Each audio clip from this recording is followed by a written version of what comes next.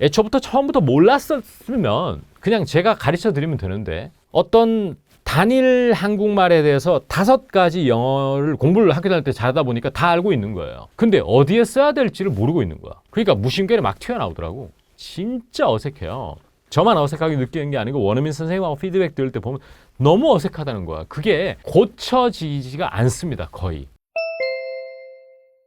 듣기 평가와 독해 지문은 이거는 다른 학년을 위한 별도의 시험인 느낌이 들어요. 듣기 평가는 정말 쉽다. 그래서 듣기 평가는 정말 현지인 기준으로 초등학생들이 하는 말, 정말 걔들이 구사할 수 있는 그 정도로 쉽게 돼 있고, 독해는 조금 과장해서 미국에서도 학교 공부 충실하고 책 좀 읽고 이런 애들이 이제 풀 수 있는 수준으로 그걸 맞춰 놓은 거예요, 지금. 그러니까 그 괴리가 너무 크다는 거는 교육 당국이 어떤 정책을 펼치는 제가 알 수도 없고요. 관여할 수도 없는 문제고. 하지만 그 피해는 나중에 성인이 되어서 영어로 말을 잘하고 듣기를 잘하고 싶은 욕심이 있거나 혹은 환경상 그렇게 해야만 하는 사람들의 피해의 몫으로 고스란히 돌아갈 거다. 그러면서 말하기와 청취는 새로운 성인 영어 교육의 하나의 시장이 형성된 거예요.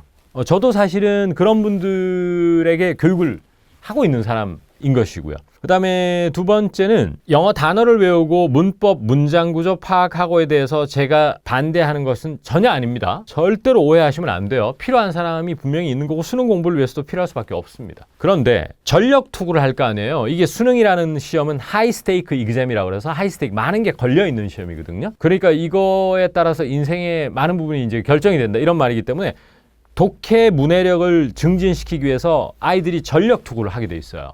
좀 욕심이 있는 부모님들이나 아이들은. 그러니까 학원에서도 굉장히 여기에 심혈을 기울여서 강의를 하고 아이들은 공부를 하고 틀리면 속상해하고 이럴 거 아니에요. 그럼 청소년기의 그런 지난 학습들은 성인이 되어서 그대로 간단 말이죠. 그러면 그 친구들에게는 이런 문어체 중심, 제가 말씀드린 문어체 주요 특징이 뭐냐. 우선 관계 대명사의 뒤에 후치 수식이 너무 많다. 실제 스피킹에서는 그렇게 하지 않는다.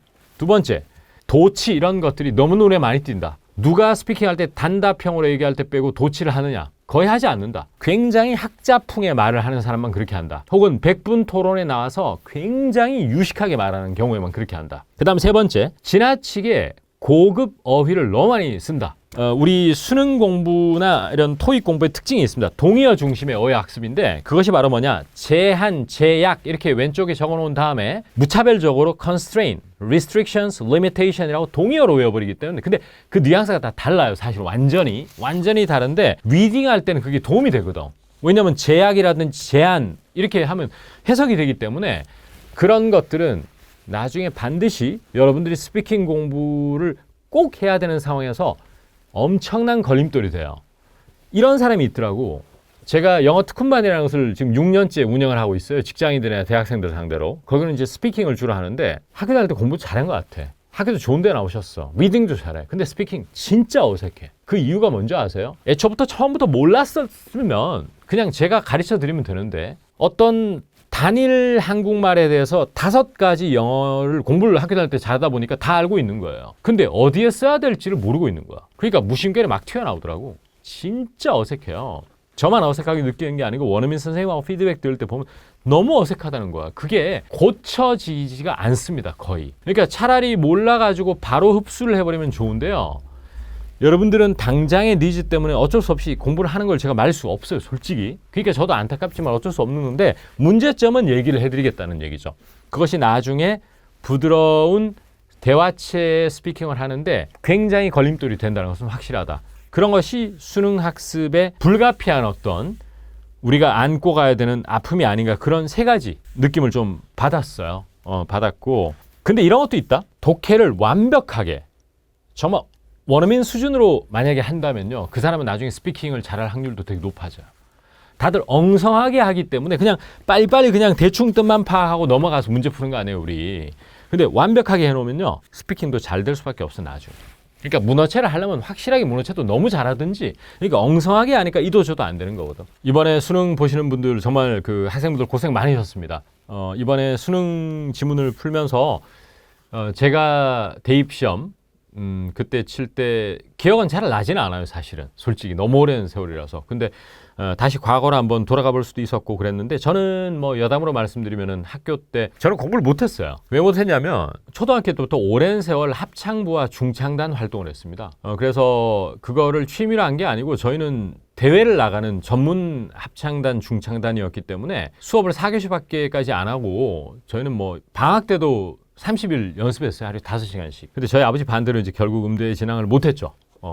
어쨌거나 그런 사연이 있는데, 그러다 보니까 뒤늦게 공부를 시작했어요. 그래서 고등학교 2학년에서 3학년 올라가는 그 겨울방학 때, 그때 공부를 했어요. 내신 엉망이지 뭐. 그래서 대학을 갈 수 있을려나 그랬는데, 영어를 그래도 관심이 있게 된 계기는 중학교 1학년 때 저희 어머니가 저를 영어 아주 그때 좀 고가의 학습지를 좀 시켜주셨어요. 그때 처음으로 영어를 좀 재미를 붙인 그게 컸던 것 같습니다. 그래서 한 5년 공부를 안 했는데, 학창시절에 고3 올라가기 전에 대학교를 가야 되겠다. 그래서 독해하고 문법을 좀 독파를 하긴 했습니다. 그때 방학 때 두 달 동안. 그게 큰 도움이 돼서 고등학교 1학년 때 딱 진학해서 전국 모의고사를 치니까 영어 점수가 상당히 잘 나왔어요. 그래서 결국에 대입시험에서 영어는 상당히 잘 봤습니다. 솔직히. 딴 과목은 엉망이었고요. 어쨌거나 수능을 치는 분들은 진짜 고생 많으셨고, 이제부터가 인생의 본격적인 시작입니다. 이제 영어는 끝났어. 수능 영어는 끝났어. 이제는 구사를 위한, 커뮤니케이션을 위한 영어를 해야 됩니다. 대학 가서는. 그래야지만 좋은 회사 들어가서 세계 무대에서 누빌 수 있지 않겠냐. 그런 생각, 그 활동 무대를 넓힐 수 있지 않겠나, 그런 생각을 하고, 진짜 고생 많으셨고, 진짜 이번에 독해 어려웠습니다. 여러분 진짜 고생 많으셨습니다.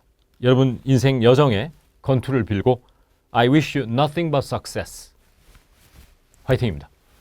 수많은 학생들이 공통적으로 하소연하는 것이 하나 있습니다. 영어는 가성비가 너무 낮다. 보고 외우고 암기한 것 영어 따로, 내 입에서 나오는 영어가 따로인 경우가 벌써 5, 6년째 지속되고 있다고 합니다. 이제는 일거에 그러한 여러분의 답답함 해소해 드리는 것, 이것이 저희 포부입니다. 특히 성인 영어, 성인들의 어떤 영어 회화 실력을 완전히 바꿔놓을 수 있는 하나의 전환점으로 만들고자 합니다.